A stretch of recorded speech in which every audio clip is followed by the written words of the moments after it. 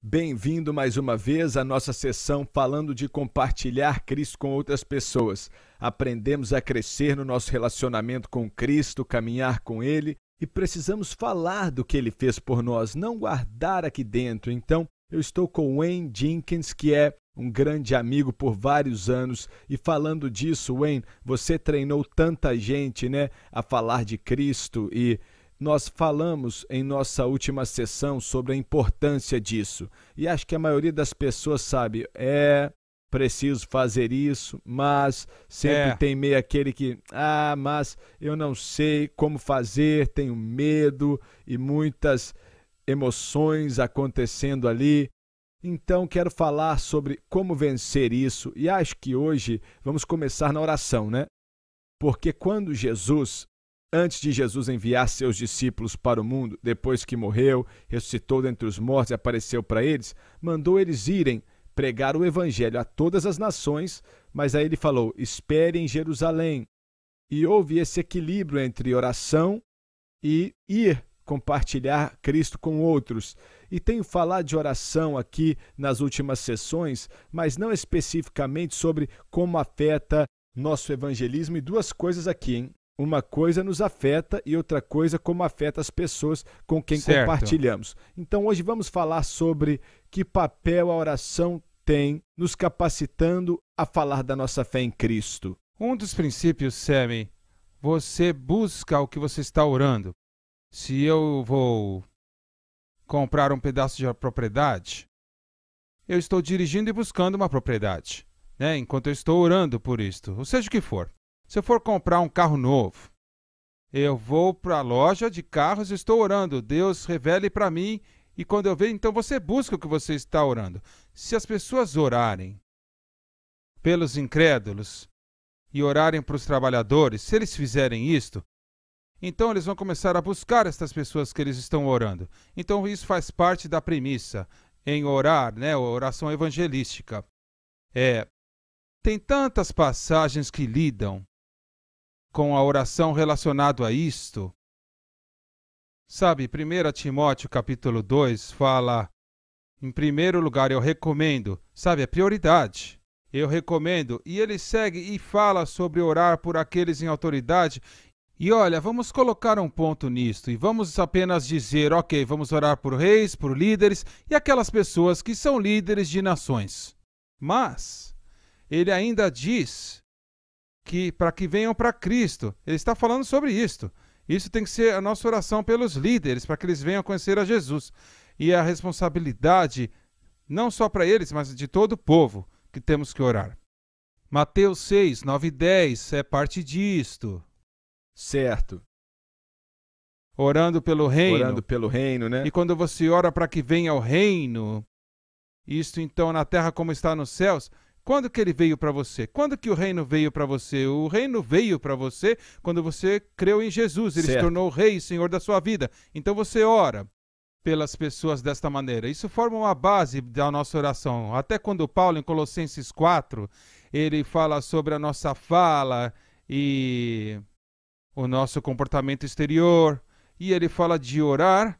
E ele fala de orar para que tenhamos a palavra certa e orar para que tenhamos a oportunidade certa. Então, a oração se torna uma parte vital quando você olha para os princípios. Jesus também falou que a seara é grande, mas poucos são os ceifeiros e temos que orar ao Senhor da seara para enviar ceifeiros. Então, nós, na verdade, temos um mandamento de orar.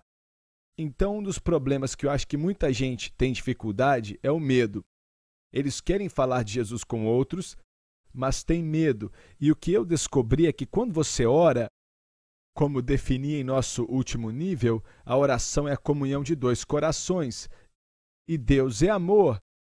Então, quando você está na presença do amor de Deus, todo medo é lançado fora. Ou seja, o medo te faz ficar introvertido, mas o amor te faz ficar extrovertido. Exatamente certo. Então, a oração nos capacita a tocar no amor de Deus. Você acha que eu estou certo? Ou? Sim, com certeza, é verdade. E o que eu encontro aqui, que fala especificamente, e quando Mateus 9 está falando de orar, para trabalhadores, porque não há muitos trabalhadores na obra. Então, quando oramos pelos trabalhadores, se torna descritivo. Como oramos para os trabalhadores? Temos que orar para que tenham oportunidade. Colossenses nos diz, Paulo pergunta isto. Então, temos que orar. Por exemplo, eu conheço uma pessoa em Baton Rouge que nós crescemos. Uma pessoa em Baton Rouge que está perdida, eu conheço por anos. Eu não estou em Baton Rouge, eu não moro lá, mas eu sei onde as pessoas trabalham, eu sei onde ele vai, a maioria do dia, por causa do trabalho que ele faz, e eu sei tudo isso. E eu sei que um dos lugares que ele vai, olha, existe um homem de Deus que tem um negócio lá, e ele lida com ele o tempo todo.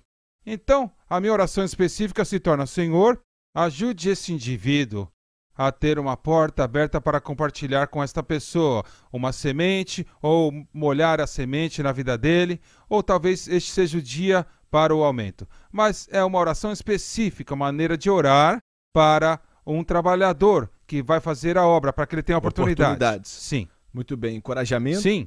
Encorajamento e ousadia. A Bíblia fala sobre a ousadia, né? Peça ousadia para que você possa fazê-lo. Em Efésios, em Atos, os dois, uma ousadia para compartilhar o Evangelho.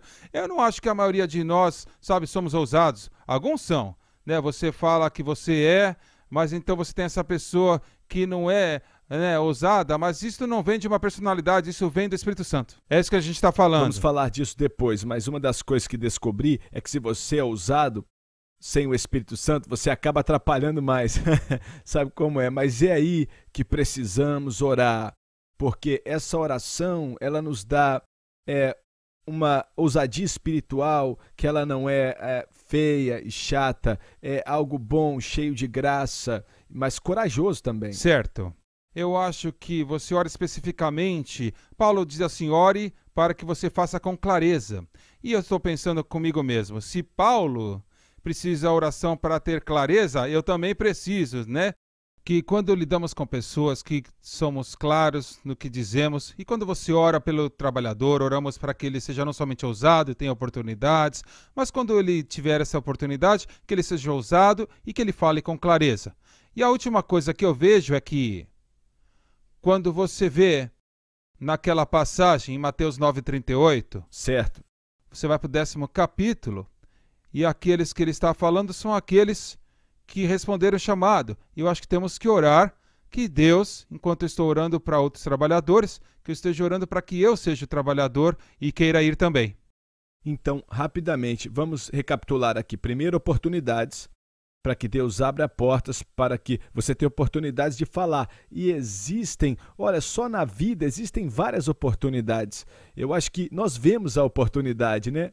Temos que orar para ver a oportunidade de falar de Cristo. Em segundo lugar, ousadia, né? Então temos que ter coragem que vem de chegar perto de Deus e ser cheio do seu amor. E a terceira coisa então é clareza, né, para poder fazer isso. E temos algumas coisas que vamos passar para eles depois sobre isso. E então temos que dizer, eis-me aqui.